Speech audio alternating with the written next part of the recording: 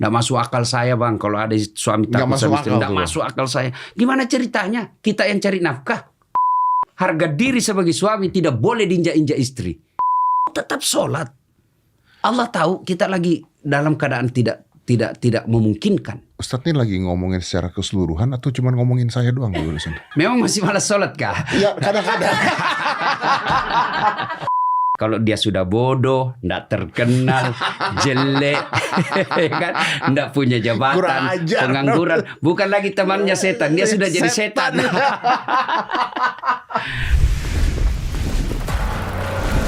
4, 3, 2, 1 and close the door. Ustadz Dasat Latif. Saya tuh penasaran satu. Saya tuh ngeliat profile picture-nya Ustadz. Ya. Profile picture Ustadz itu sedang membasuh kaki ibu. Oke. Mas Dedi, saya itu sangat memuliakan ibu. Jadi saya seperti ini bukan karena saya hebat, tapi karena didikan orang tua saya, tapi karena doa-doa ibu saya. Okay. Makanya saya heran melihat ibu-ibu zaman sekarang ya. Jangan tersinggungin ibu-ibu yang nonton. Ibu-ibu zaman dulu, dia tidak punya gaji yang tetap dari suaminya. Betul. Tidak punya rumah dinas, betul. Tidak punya mobil dinas, betul. Tidak punya partai penyokong, tidak punya tim sukses, betul. Anak 9, betul. Tapi alhamdulillah diurus bisa semuanya, diurus semua, jadi orang, anaknya bisa jadi tentara, jadi polisi, jadi ASN, jadi dokter. Kan ibu-ibu sekarang sibuk TikTok. Nah, sekarang kenapa ibu-ibu cuma anaknya 1, mobil dinas ada, rumah dinas ada, babysitter ada, kemudian pembantu ada, anak 1 ndak bisa dididik. Kenapa? Karena mereka lebih sibuk dengan urusan duniawinya daripada untuk didik anak. Betul. Padahal Bang Dedi, percayalah bahwa investasi paling mulia bagi seorang ibu bukan rumah. Apa itu? Anak. Siapa kalau Bang Dedi meninggal, siapa yang doakan? Anak kan? Anak. Nggak mungkin teman. Mana teman mau doakan? Coba lihat. Kita selalu bergabung di grup WhatsApp, ya kan? Nah, ketika ada teman meninggal, apa dia doa? Ketik doa? Enggak. Dia cuma kirim stiker.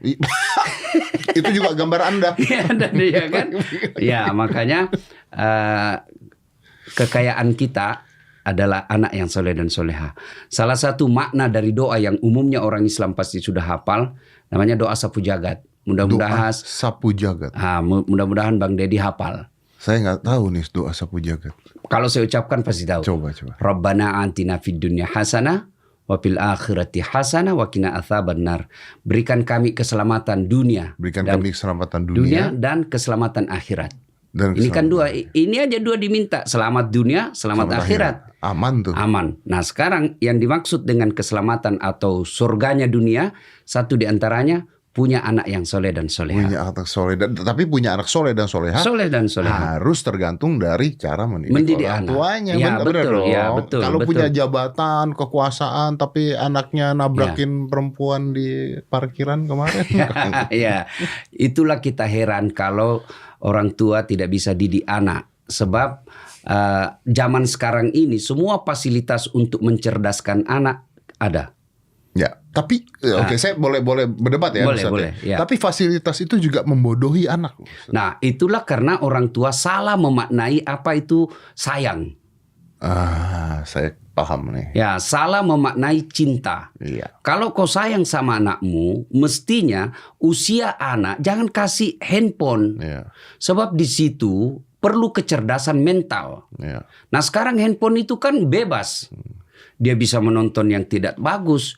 Nah, orang tuanya berkata kan ada diblokir. Betul, kamu tahu ada blokir, tapi kau tidak tahu ada aplikasi yang bisa membuka blokir itu. Dan itu gratis. Nah, saya pakai lagi. Untuk nyari ini. Ya, make kan tidak berarti kita maksiat. Enggak. Make itu bisa berarti kita hanya mencari informasi. Betul, yang diblok kan banyak, yang Pinterest diblok kan, ada yang begitu-begitu kan. Yang begitu maksud saya. Ya. Saya mah Ustadz pula depan gue. Tapi Ustadz, oke, ini saya setuju. Makanya sayang itu sebenarnya, kalau saya mengatakan sayang itu harusnya berani melarang. Ya. Karena kalau kita gini deh, kita sayang sama tubuh kita aja, kita makan kita jaga. Ya. Jadi kalau kita sayang sama anak, Bukan artinya, wah kita kasihin makanan, kita kasihin ini. Itu bukan sayang, itu merusak gitu namanya. Betul. Saya kasih contoh orang tua yang sayang anaknya zaman dulu. Zaman dulu nih. Satu kamar dia bertiga di dalam anaknya.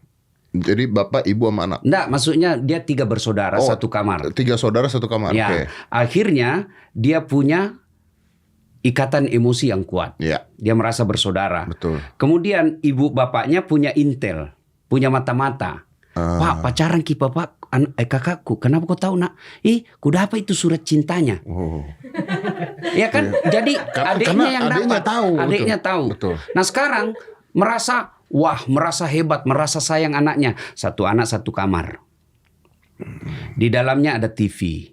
Komputer. Semua keperluannya ada. Sehingga mereka ketemu, makan pun tidak lagi. Benar. Ambil makan masuk kamar. Akhirnya apa? Tidak ada ikatan emosi. Jangankan kepada orang lain, kepada saudaranya saja.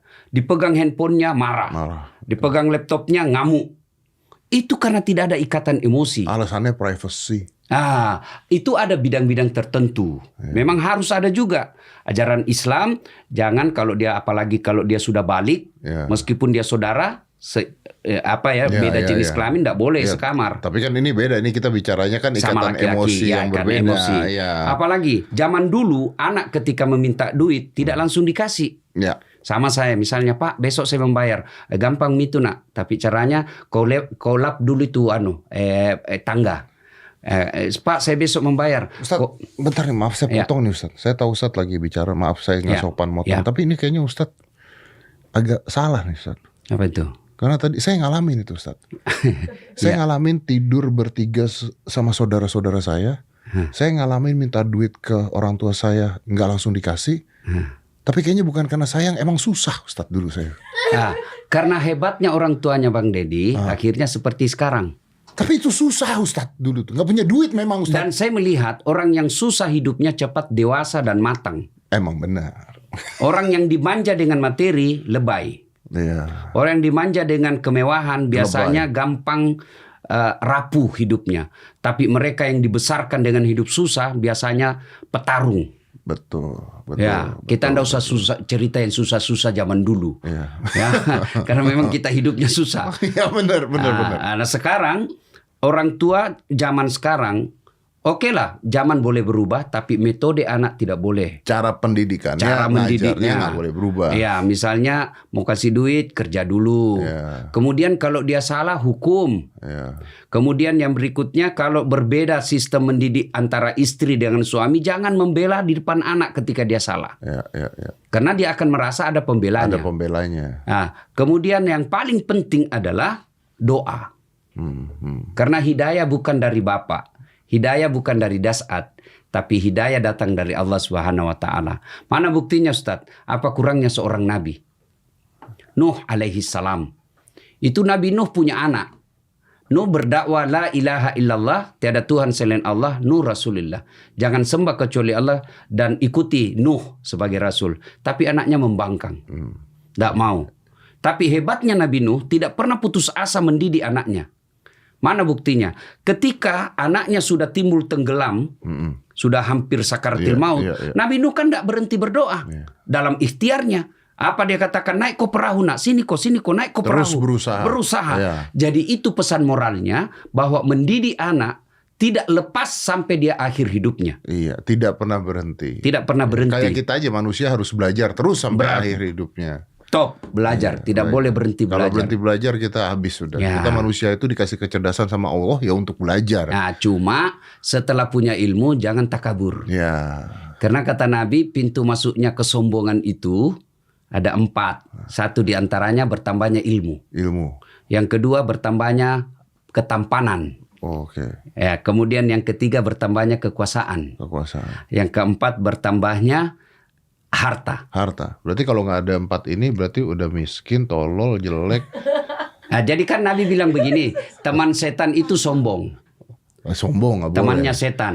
Temannya setan sombong. Ya, sombong itu temannya setan. Oke. Kalau dia kaya, dia tampan, selebriti, terkenal, kemudian dia cerdas, ada jabatannya. Tapi tidak sombong. Sombong. Wajar lah orang bilang, ya artis. Kalau dia sudah bodoh, ndak terkenal, jelek, kan, ndak punya jabatan, Kurang ajar. pengangguran. Bukan lagi temannya setan, dia sudah jadi setan. Maka saya ingatkan kembali di forum ini ya, bahwa kita ini selalu mengidentikan jahiliyah. Kan tidak ada orang mau disebut masyarakat jahiliyah. Tidak mau dia. Nah, jahiliyah itu selalu orang identikkan bahwa jahiliyah itu 1400 tahun yang lalu. Iya. Padahal jahiliyah itu adalah karakter. Iya, betul. Jahiliyah itu karakter. Apa karakternya jahiliyah? Sombong. Yang kedua, tidak mau menerima nasihat. Jadi ketika ada orang sombong dan tidak mau menerima nasihat, itu jahiliyah. Nah, Abu Lahab itu cerdas. Abu Jahal itu cerdas. Abu Sufyan itu cerdas. Tapi karena merasa saya bangsawan Arab yang ada di Mekah. Muhammad itu anak baru kemarin. Masa dia nabi? Suku saya lebih tinggi daripada sukunya. Sombong. Jadi sombong itu, Bang Deddy, ada dua karakternya. Satu, menolak kebenaran. Dua, meremehkan orang lain. Ini yang paling gampang orang lakukan, meremehkan orang lain itu. Ustaz. Allah kasih Mas Deddy, Bang Deddy kekayaan. Misalnya diberi rumah yang mewah. Pakai itu. Allah kasih rezeki mobil yang mewah. Pakai. Apa dia sombong? Enggak. Kapan dia sombong? Ketika meremehkan orang yang kos-kosan. Ketika meremehkan orang yang naik angkot. Nah, itulah sombong. Tapi kalau memakai barang mewah, dengan tujuan bahwa saya supaya tidak diremehkan, supaya Islam tidak dianggap hina, supaya Islam tidak identik dengan kemiskinan, itu muru'ah namanya. Itu baik. Baik, membela harga diri. Kalau kita memiliki kekayaan tujuannya juga bisa membantu orang lain, lebih baik lagi. Oh, ada kesalahan orang sekarang. Rasulullah itu pengusaha muda. Dan Anda tahu, golongan pertama yang masuk Islam itu anak muda pengusaha. Kira-kira kalau sekarang HIPMI di Mekah. Yang masuk Islam. Abu Bakar Siddiq, pengusaha. Utsman bin Affan, pengusaha. Abdurrahman bin Auf, pengusaha. Muhammad SAW sendiri pada zaman itu pengusaha. Cuma kenapa dikatakan diidentikan dengan miskin? Karena tidak ada barang-barang mewah di rumahnya. Kenapa tidak ada? Apa tidak mampu? Bukan tidak mampu, tapi begitu ada, dia lebih senang gunakan untuk dakwah. Oke. Saya punya pertanyaan, Ustaz. Banyak netizen yang misalnya, tidak semua, tapi ada oknum-oknum netizen. Yang misalnya dia ngelihat ada orang kaya. Orang kayanya nggak sombong. Orang kayanya biasa, pengusaha lah. Lalu dia komen, nanti juga mati nggak dibawa tuh kekayaan. Yang penting mah saat ini nggak apa-apa gue miskin, tapi gue sholat, gue masuk surga. Nah, itu sombong tidak? Sombong itu, dengan kemiskinannya tidak? Itu pendapat yang keliru. Nah, sangat keliru. Tidak dibenarkan mengatakan jangan cari uang banyak-banyak, kau tidak bawa mati. Nah, itu salah. Cari uang banyak-banyak, bawa mati. Bagaimana caranya bawa mati? Kirim sebelum mati. Santuni anak yatim. Ustadz, saya mau nanti kubur saya ber-AC. Kirim ke panti asuhan. Iya, betul. Insya Allah ada itu. Ya, doa-doa anak tersebut. Dan ketika kita mati pun kita bahagia karena kita sudah memberikan apa yang bisa kita kasih ke orang lain sebenarnya. Gimana kita mau kasih ke orang lain kalau kita miskin? Iya, benar. Gimana kita mau haji kalau kita miskin? Memang ada jalannya. Tapi itu 1 dari 1000 orang dapat undian. Itu juga ribet. Ya kan? Maka tidak sependapat bagi saya orang yang mengatakan tidak usah cari duit banyak-banyak, tidak dibawa mati. Bagi saya cari duit banyak-banyak, bawa mati. Caranya kirim sebelum wafat. Tidak usah, jangan berpikiran sudahlah saya sholat. Kan enak, sholatnya baik, Senin Kamisnya jalan, kemudian duitnya ada. Itulah yang baik, itulah yang diinginkan oleh Islam. Itu semuanya dapat, duit bisa bantu orang. Itulah disebut fid dunya hasanah wa fil akhirati hasanah. Selamat di dunia, selamat akhirat. Ini sebenarnya sama hampir semua dengan semua ilmu yang ada, filosofi lah, agama apa. Ini kan kesenjangan kan, maksudnya kesetaraan kan. Jadi kita punya dakwah, kita punya doa, kita punya apa, tapi duniawinya juga. Artinya keseimbangan itu kan sebenarnya. Keseimbangan, kan? Betul. poinnya keseimbangan. Yin yang. Ya kan, saya lihat itu yang gambar putih dengan hitam. Ya, harus hidup tuh harus seimbang gitu. Nggak bisa berat sebelah doang. Ya. Tapi Ustaz, kalau tadi kan saya ngeliat profil Ustaz membasuh kaki ibu. Dan saya punya pertanyaan. Seandainya seorang ibu dan seorang ayah nih, dua-duanya baik. Dua-duanya baik. Ya kalau kan ada ya, kita nggak usah nutup mata. Ada ayah yang brengsek, kurang ajar, ninggal. Ibu juga ada yang begitu loh. Ibu juga ada. Tapi kita anggap dua-duanya baik, Ustaz. Di ajaran agama Islam, kita harus lebih menghargai dan menyayangi yang mana? Ibu. Itu bukan saya yang berkata, tapi Nabi. Nah, Nabi pernah ditanya, ya Rasulullah, setelah Allah dan Rasulnya siapa yang saya taati? Kata Nabi, ibumu. Kenapa? Setelah itu ibumu. Setelah itu ibumu. Setelah itu bapakmu. Ibu, bapak. Berarti betul. 3 ibu 1 ayah. Oh, berarti poligami. Saya tidak mengatakan 3 istri. Oh, 3 istri. Ibu ya. Ibu. Oh, beda ya, istri sama ibu beda. Lalu orang berkata, kenapa diberikan 3 kali ibu? Oh, ternyata para ulama menafsirkan. Ya, masuk ilmu para ulama. Karena ada 3 kelebihan ibu yang meskipun kelihatan fisiknya lemah, tapi tidak ada laki-laki perkasa yang mampu memikulnya. Apa? 1, hamil. Coba. Mana ada lelaki mampu memikul hamil? Mau coba rasanya sakitnya hamil? Bawa deh kelapa 1 biji. Kemana-mana bawa. 1 jam ada kita sudah menderita. Pinggang kena pinggang. Ya. Perempuan hamil. Mana ada perempuan hamil tengkurap. Tidur. Dan dia tahan 9 bulan 3 hari. Oh iya benar. Kita laki-laki 1 bulan aja ndak tengkurap pusing. Itu perempuan mampu. Hamil ya. Hamil. 1. Coba yang kedua, melahirkan. Sama aja dong. Mana ada ibu-ibu melahirkan senyum? Tidak mentang-mentang dia istri pejabat dia melahirkan, keluar kona. Dia setengah mati juga dia. Ya kan? Nyawa loh. Ya, dan itu pilihannya 2. Kalau tidak setengah mati, mati sekalian. Dan berapa banyak ibu meninggal dunia melahirkan anaknya. Apalagi di zaman dulu ya. Wah, itu yang meninggal luar biasa. Makanya Allah mengapresiasi perempuan yang meninggal karena melahirkan. Dia dikasih pahala jihad. Jadi mati jihad. Ya, jihad tidak berarti selalu identik dengan perang. Oh, tidak. Jihad cari nafkah, jihad. Ya, Kang Deddy seperti ini jihad. Menyampaikan amar ma'ruf nahi mungkar dengan versi yang berbeda. Bukan teriak kafir ya. Ya. Kemudian yang ketiga, kelebihan ibu menyusui. Ibu-ibu yang nonton ini pasti ketawa lihat bagaimana susahnya menyusui. Apalagi ketika tumbuh giginya. Ya kan? 7 bulan itu. Kau gigit saya nak. Lepas kau. Nggak ada itu ibu-ibu digigit dia tinju nanya. Lepas kau. Tidak. Ya betul. Itulah kelebihan 3 perempuan. 3 kelebihan. Pria nggak ada kelebihannya apa gimana? Ada kelebihannya banyak juga. Yang tapi apa yang pria bisa lakukan, perempuan pun bisa. Misal tugas utama laki-laki apa? Cari nafkah. Apa perempuan tidak bisa cari nafkah? Bisa. Apa yang cewek nggak bisa apa? Kira-kira apa ya? Saya sampai sekarang belum tahu. Apa yang saya tadi mau bilang cuman cowok yang bisa. Ini sih bercanda. Saya cuma mau bilang cuman cowok kan yang bisa pacaran sama cewek. Tapi sekarang cewek bisa pacaran sama cewek. Jadi itulah sehingga kenapa perempuan ibu lebih dimuliakan.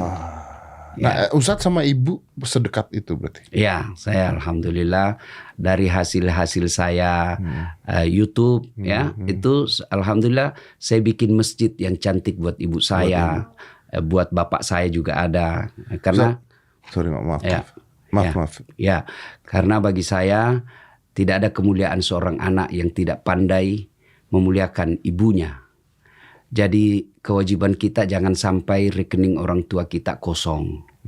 Jangan sampai di rumah ibu kita masih mikirin sembako. Tidak ada kemuliaan bagi anak seperti itu. Biar dia punya gelar bertumpuk. Kalau dia tidak pandai memuliakan anaknya, nilainya 0 di hadapan Allah. Tapi saya percaya itu. Kalau itu saya percaya. Saya percaya itu bukan hanya masalah agama. Saya percaya itu bahwa ketika seorang anak sukses punya kelebihan punya apa, tapi orang tuanya mau bapak atau ibunya aja susah, tabungan nggak ada, tapi nggak dibantu atau bantu dikit dan sebagainya, nggak lama tuh suksesnya. Ya, Kan ada juga orang biasa begini, mengatakan begini. Tapi bapak saya kan selingkuh, bapak saya tidak mengasuh saya. Apa bedanya dengan Ibrahim alaihissalam? Ibrahim itu bapaknya produsen nyembah berhala. Dia yang bikin patung untuk disembah. Tapi ketika Ibrahim mau komplain sama bapaknya, dilarang itu sama Allah. Jangan, kau yang mengalah, kau yang keluar dari desamu. Bagaimanapun itu bapakmu. Jadi tidak ada alasan buat kita anak untuk berbuat yang tidak baik kepada orang tua. Tidak ada. Saya setuju. Itu saya soal bapak kita ini berbuat dosa, urusan dia dengan Allah. Bukan urusan kita. Bukan urusan kita. Urusan kita sebagai anak. Dan ridallah fi ridal walidain. Ridanya Allah tergantung ridanya kedua orang tua. Murkanya Allah tergantung dari murkanya kedua orang tua. Jadi artinya apa? Kalau orang tuamu senang dan ridha kepadamu, maka pasti Allah ridha kepadamu. Suatu ketika ada sahabat bertanya, ya Rasulullah, saya tahu tidak mungkin saya bisa lihat Allah di dunia, tapi saya mau tahu bagaimana supaya Allah tersenyum kepadaku. Maka Nabi menjawab, buat ibu bapakmu tersenyum, maka Allah pasti tersenyum kepadamu. Sangat keliru kita kadangkala lebih hormat kepada istri daripada ibu. Apalagi kalau suaminya takut sama istrinya. Aduh, nggak masuk akal saya bang. Kalau ada suami takut sama istri, nggak masuk akal saya. Gimana ceritanya? Kita yang cari nafkah, kita yang nyicil rumah, tapi takut sama istri. Bagaimana ceritanya? Dia bilang, Ustaz, dia pecahkan piring. Piring bisa dibeli. Harga diri sebagai suami tidak boleh diinjak-injak istri. Iya, gue suka nih begini. Tidak boleh kita. Artinya suami mengayomi istri, istri menyayangi suami, menghormati. Karena keberkahan juga buat kita suami adalah dari menyayangi istri. Nabi kalau suaminya nggak kerja gitu, males gitu gimana? Alhamdulillah ini yang sering ditanyakan ibu-ibu. Ustadz, saya yang cari nafkah. Kenapa gue jadi kayak ibu-ibu? Saya nggak kerja, suami saya nggak kerja. Saya bilang alhamdulillah, ibu dapat pahala ganda. Apa pahalanya Ustadz? Misal ya andai saja amal berumah tangga itu dikalkulasi, ada kalkulasinya ya. Oke. Pahala istri 5, pahala suami 5. Tapi karena suami tidak melaksanakan tugasnya sebagai kepala rumah tangga, diambil alih oleh istri, maka istri yang dapat pahala 10. Suami tidak dapat apa-apa. Kan? Ya benar. Ya. Tapi kan pasti si istrinya mulai akan bukan menghina, mulai akan melemahkan posisi suami. Nggak penting lo begini. Ya betul. Itulah keberhasilan setan menggoda istri. Lawan suamimu. Maka kalau mau tidak senang dengan suami, bukan dengan menghinanya, bukan dengan memakinya. Habis? Tapi apa? Cerai. Sudah, kita minta pisah. Dan itu dalam agama ada. Ada. Tapi dikatakan pisahlah secara baik-baik, bukan saling menghina di medsos. Iya kan, banyak kan yang begitu. Waktu pacaran di medsos, Masya Allah, bahagianya kelihatan. Baru setahun menikah, saling menghina lagi di medsos. Kata Allah, boleh, saya izinkan kau bercerai, saya izinkan. Kan tujuan pernikahan itu menemukan kedamaian jiwa. Tapi jika tidak ada kedamaian jiwa, pisah kamu. Benar. Daripada kau 70 tahun bersama tapi bertengkar terus kerjamu. Nggak ada gunanya. Bertengkar, hamil lagi. Bener lagi. Banyak orang kayak begitu. Ribut, hamil. Jadi mending tetap ribut bisa hamil. Jadi kata Allah, mending kau pisah. Tapi pisah secara baik-baik. Jangan saling menghina. Benar. Ya. Jadi Allah memberikan jalan keluar. Jangan saling menghina, jangan saling mempermalukan. Kalau memang nggak cocok dan sebagainya, udah pisah aja. Jangan mengecilkan. Jangan, karena tidak diajarkan oleh agama. Ribut di medsos. Saya tuh bingung deh sama orang-orang curhat di medsos gitu ya. Orang-orang curhat di medsos, pikir teman-temannya peduli apa enggak? Iya betul. Saya biasa istilahkan, ada masalahmu, jangan berdoa di medsos. Itu dia. Ya Allah, lindungilah suamiku. Pret. Mana suamimu? Memang Tuhan baca medsosmu. Saya suka ngomong itu, Ustaz. Sejak kapan Tuhan mainan medsos? Mending kamu berdoa di hadapan Allah. Benar. Mana ada manusia yang tidak ada masalahnya, Bang? Iya benar. Mana ada manusia? Contoh, istri cantik. Abang kira bukan masalah? Masalah. cantik, enggak digoda orang. Iya, diliatin orang cowok. Kalau begitu bagus, kalau istri jelek, diliatin juga sih. Istri jelek dihina orang. Iya benar. Kita lagi yang malu jalan sama dia. Iya benar. Duluan aja deh, nanti ketemu di gedung. Jadi tidak ada. Banget. Kurang apa mulianya Rasulullah? Iya. Kurang apa mulianya? Kurang apa ibadahnya Rasulullah? Beliau kalau sholat sunnah sampai bengkak betisnya. Beliau tidak pernah berbicara kasar. Beliau tidak pernah merugikan orang. Apa beliau tidak punya masalah? Punya pasti. Banyak. Masih dalam rahim sudah masalah, wafat bapaknya kan? Iya benar. Lahir lagi, baru beberapa hari bersama ibunya, diambil ibu susunya. 4 tahun sama ibu susunya. Kembali ke ibunya, baru 2 tahun, usia 6 tahun, wafat lagi ibunya. 6 tahun sudah yatim piatu. Itu Nabi. Punya anak, 7 anak Nabi, 6 semuanya wafat di usia muda. Iya. Itu Nabi ya. Itu Nabi, apalagi kita. Iya. Apa bedanya? Nabi ketika ada masalahnya, ista'inu bis-sabri was-salah. Sabar, perbaiki sholatmu. Saya yang selesaikan masalahmu. Itu janji Allah, bukan janji caleg. Ya. Ya kan? Allah yang janji. Nah, sayangnya kita bertumpuk masalah, kita datang ke manusia. Apa salah? Tidak. Tapi pasti tidak selesai masalahmu. Iya, nggak peduli orang lain juga. Ya. Orang lain tuh tahu masalah kita malah nyukurin kadang-kadang. Ya. Seneng, akhirnya ada orang juga yang punya masalah gitu kan. Dia bilang, masa dia cerita Ustadz? Itu kan sepupu saya. Iya. Siapa itu Abu Sofyan? Masih sepupu Nabi yang menghalangi Nabi dakwah. Masa sih itu kan saudara saya Ustadz. Betul saudaramu. Tapi siapa yang dorong Nabi Yusuf masuk ke sumur? Saudaranya. Itu paman saya Ustadz. Ya benar pamanmu. Tapi siapa Abu Lahab? Iya. Pamannya Nabi. Itu pesan moral dari Al-Quran. Jangan kau cerita kejelekanmu ke orang lain. Lebih cerita kepada Allah. Mau ketemu pejabat kan ribet. Ada protokolernya, ada ajudannya, perlu waktu berhari-hari, bahkan berbulan-bulan. Belum tentu dia bantu. Iya. Tapi ketemu Allah 24 jam. 24 jam. Terbuka untuk siapa saja. Mungkin itu orang-orang karena nggak bisa makanya lewat medsos, siapa tahu kebaca gitu. Ada juga yang cari popularitas dan solusi di medsos. Ada banyak. Banyak ya seperti itu. Ustadz, balik ke tadi, artinya ibu ya. Ya. Kalau ibu dan ayah artinya ibu ya. Ya. Oke, artinya seorang ibu. Tadi Ustadz juga udah mengatakan mau ayahnya seperti apa atau mau ibunya seperti apa, tapi tetap seorang ibu. Dan tetap kita harus membahagiakan orang tua kita, apapun alasannya. Nah, kalau kita tidak membahagiakan orang tua kita, atau kita kurang ajar, atau kita nggak sopan, atau kita tidak bantu, apa efeknya ke kita, Ustadz? Ya pertama pasti hidupnya susah. Tidak mungkin Allah bahagiakan orang yang durhaka kepada orang tuanya. Tapi dia bilang kan, tapi banyak duitnya. Itu yang kamu lihat. Tapi apa kau tahu isi rahasia rumah tangganya? Ya karena masalah kadang-kadang tidak terlihat. Ya, orang bilang, bahagia betul dalam rumah tangganya. Saya bilang, kenapa kau tahu? Dia bilang itu Instagramnya, keren betul, peluk-pelukan. Iya bodoh kalau dia bertengkar, dia share di Instagramnya. Ada sih. Pasti ada, bodoh namanya itu. Nah, itu dunia. Dia bilang banyak duitnya. Ya kau tahu banyak duitnya. Tapi apa betul Allah ridha kepadanya? Ada kan orang banyak duitnya miliaran tapi dilarang makan nasi. Karena sakit. Dilarang makan garam. Karena sakit. Dilarang makan gula. Ya kan? Diperintah sama dokter berjemur pagi-pagi. Nggak pakai baju. Nggak pakai sendal. Nggak pakai penutup apa. Apa bedanya sama gembel? Ya kan? Duit miliaran. Tapi nggak ada yang bisa dinikmati. Itu semua sudah teguran. Nah, itu dunia. Apalagi akhirat.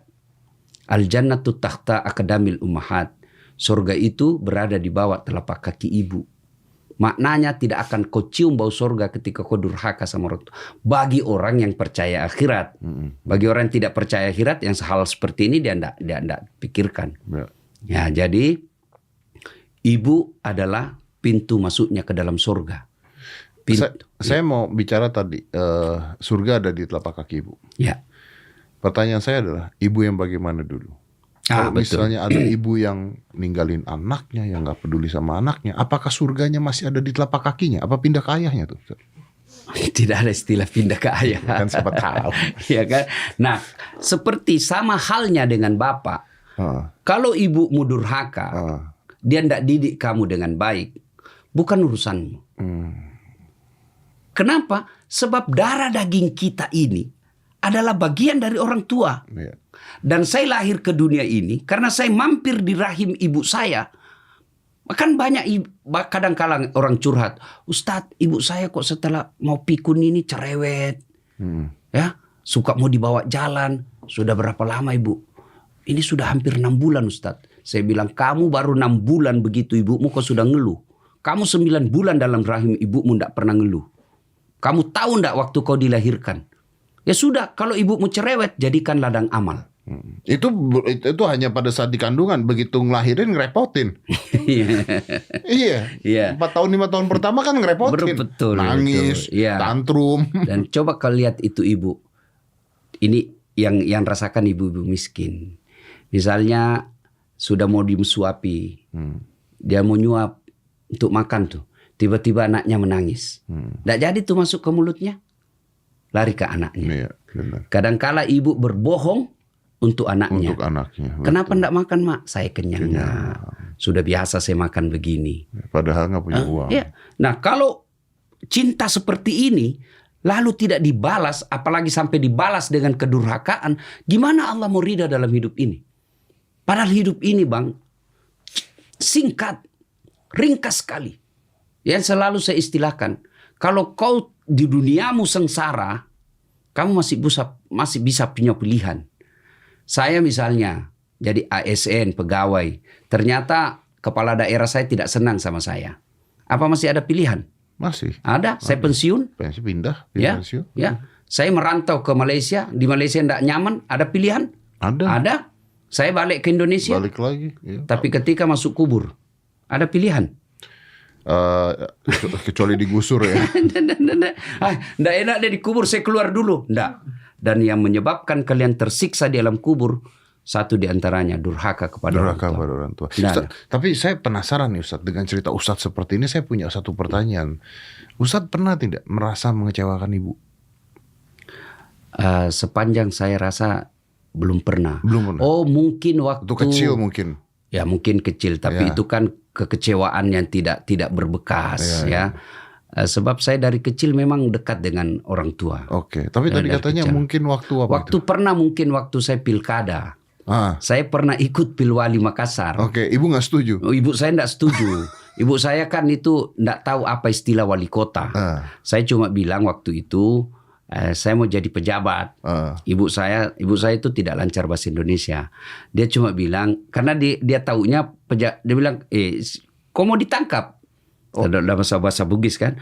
Kenapa? Karena dilihatnya banyak pejabat yang berakhir ditangkap. Oh, banyak pejabat jadi penjahat gitu ya. Akhirnya ketangkap. Jadi waktu itu ada guru saya bawa untuk meyakinkan orang tua saya dari tinjauan agama. Kan biasanya ibu begitu, selalu melihat kita anaknya. Betul. Ini kapan Ustadz? Saya lupa 2014 kali. Udah lama. Sudah lama. 10 tahun yang lalu. Ya 10 tahun yang lalu. Lalu? Jadi waktu itu ibu saya akhirnya katakan ya silakan, tapi saya tidak ridho. Tidak ikhlas. Tidak ikhlas. Nah, itulah mungkin sehingga saya tidak. Anda kalah? Bukan kalah, Bos. Suara yang menang lebih banyak dari suara saya. Itu salah satu tips sangka baik. Iya. Jangan pernah sangka buruk dalam hidup ini. Orang yang selalu sangka buruk, hidupnya tidak akan bahagia. Sangka baik. Ya. Nah, pada akhirnya, Bang Deddy, saya selalu bilang bersyukur. Allah berikan kemampuan yang luar biasa. Banyak selebriti, banyak olahragawan, tapi Allah tidak takdirkan seperti Bang Deddy. Nah, kenapa tuh? Coba lihat, cuma hadir seperti ini Allah kasih rezeki yang luar biasa, popularitas yang biasa. Apa Bang Deddy yang hebat? Tidak. Tapi karena Allah titipkan akal pikiran yang baik. Iya, karena akal pikiran dititipkan. Akal pikiran yang baik. Jadi itu yang patut disyukuri. Ya. Tapi saya mensyukuri. Saya sadar sekali dengan itu. Ya, cara mensyukuri itu berbagi. Ya, cara mensyukuri itu adalah beribadah. Beribadah semampu. Dan hebatnya itu Islam, Bang Deddy, Allah mewajibkan kita tentang perintah itu sesuai kemampuan. Ya. Kamu tidak bisa berdiri, silakan duduk. Ya. Tidak bisa duduk, baring. Ya. Nggak bisa baring isyarat. Jadi tidak dipersulit. Tidak dipersulit. Allah kasih kamu wajib kau puasa kalau kau mampu. Iya. Kalau tidak mampu bayar fidyah. Iya benar. Jadi perintah itu tidak berlaku mutlak. Dia disesuaikan kemampuan. Iya. Beda larangan. Berlaku mutlak. Kalau larangan berlaku mutlak. Tidak boleh.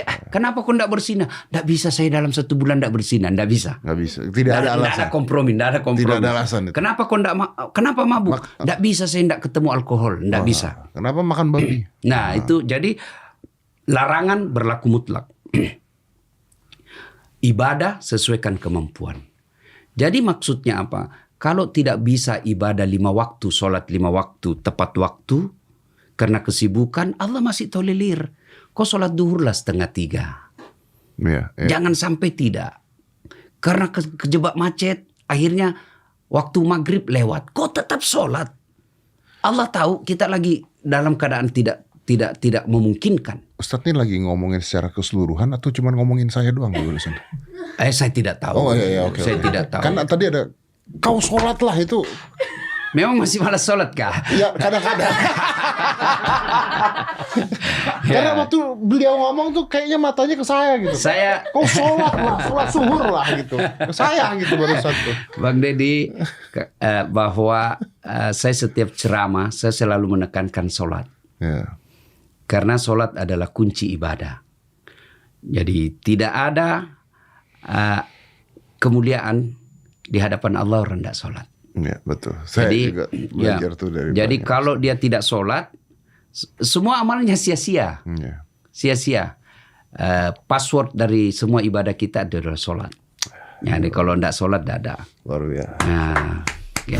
5, 4, 3, 2, 1 and close the door.